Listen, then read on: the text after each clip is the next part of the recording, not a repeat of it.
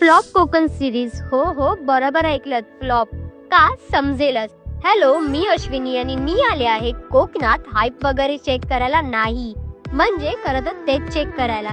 पण एक प्रॉब्लेम आहे, आमची तिकीट कन्फर्म नाही, म्हणून प्रवास हा असा झाला.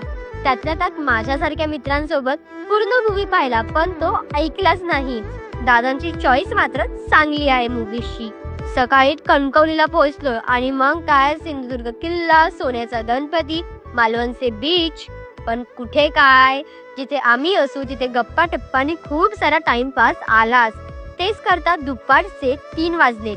3च्या ठोक्याला आम्ही घराच्या बाहेर निघालो आणि बाकी घर एकदम कोकणी फील देणारं होतं.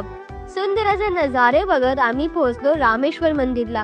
स्टोरी खूप इंटरेस्टिंग आहे, YouTube वर पूर्ण व्लॉग बघा. मंदिर ही बघण्यासारखं होतं. तिथूनच निघालो आणि पोहोचलो तोंडवली बीचवर. असे व्ह्यूज बघितले की बिलीव्ह नव्हतं होत की हे एक्झिस्ट करतं यार. कमाल. आणि काय, तिथून पुढे अंधार होणार होता, म्हणून स्वारी पुन्हा घराकडे निघाली. कुठे चाललात, मी काय शोधते.